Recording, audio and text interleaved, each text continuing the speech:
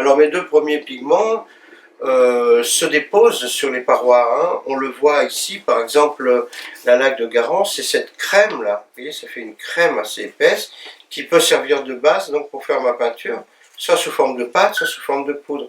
Mon indigo est là, hein. On le voit bien ici. Voilà, il est donc assez dense. Hein. Seulement, voilà, ces deux matières demandent à être purifiées un peu davantage, et notamment en ce qui concerne des éventuelles matières solubles. On voit ici sur le filtre que là c'est très jaunâtre, on voit aussi là que c'est très rose, et donc il y a des matières solubles qui restent, il faut les enlever. Alors on va laver chaque pigment avec un procédé spécifique. À titre d'exemple, je vais montrer par exemple la Garance, on va se laver avec une petite piscette comme ça et de l'eau très chaude.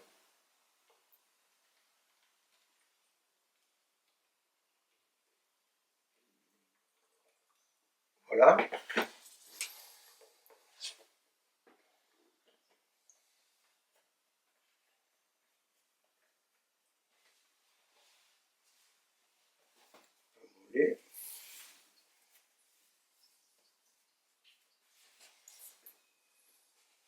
Et donc à l'aide de cette petite piscette, comme ça, je vais laver les parois. Voilà, avec patience. Je vais faire descendre mon pigment. Et du coup, je vais le débarrasser des éventuelles impuretés. Voilà, avec patience. Hein. Je vais tout descendre et je vais le répéter plusieurs fois. Alors parfois, il arrive aussi qu'on enlève toute cette crème et qu'on la remette dans l'eau et qu'on la refasse barboter de nouveau et qu'on la refiltre. Et donc c'est un très très bon lavage également. Voilà, il y a beaucoup de méthodes. Alors ça semble un peu laborieux, mais bon, c'est une manière extrêmement simple d'épurer notre produit. Alors voilà pour mon premier type de lavage. Donc je vais remettre autant d'eau qu'il faudrait. Donc je descends tout le pigment. Et pour l'indigo, ce sera un peu différent, parce que là, l'épuration va consister à neutraliser la chaux qu'on y a mis. Parce que c'est la chaux qui nous a aidé à faire tomber le pigment. Elle ne nous sert plus à rien maintenant, puisque le pigment est déjà dans le filtre.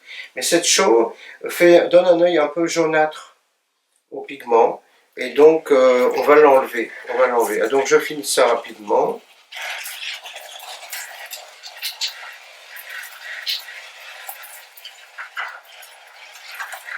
Vous voyez, le matériel est très très simple parce qu'il s'agit d'une simple démonstration, mais à plus grande échelle, bien entendu, on n'utilisera pas forcément le même système, mais bon, ça n'a pas d'importance.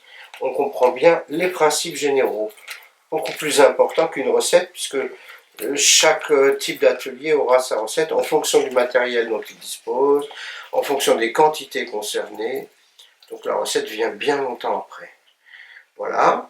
Et alors ici, ce sera un peu différent pour l'indigo. Et là, j'espère que ce sera suffisamment visuel. Parce que là, je vais utiliser un petit peu d'acide citrique. Ça peut être du jus de citron, hein, mais bien entendu, le jus de citron, c'est un peu plus contraignant, ça prend plus de temps. Hein. Donc, je préfère ici utiliser directement l'acide citrique. Et là, quand je vais nettoyer les parois, vous allez voir, ça va être assez intéressant parce que mon bleu verdâtre va se transformer en un joli bleu.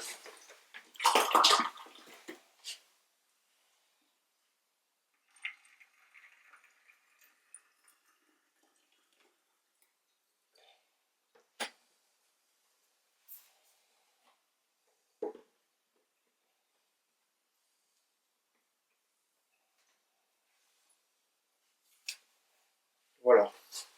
Donc on va commencer ici par exemple.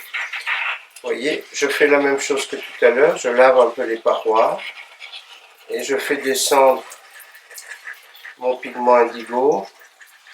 Et vous voyez comme cette mousse verdâtre là, laisse la place à un très très joli bleu. Bleu nuit, hein, bleu très très riche. Et c'est ça le véritable indigo. Donc il ne faut pas négliger ces étapes de purification, de nettoyage, hein, où il y a toutes sortes de petites impuretés qui partent. Et donc, soyons patients, je vais le refaire à plusieurs reprises, et nous trouverons notre beau pigment épuré tout à l'heure. Voilà, vous voyez, la mousse verdâtre disparaît au profit de cette belle couleur bleue que nous aimons. Voilà, à tout à l'heure pour la récupération du pigment en pâte.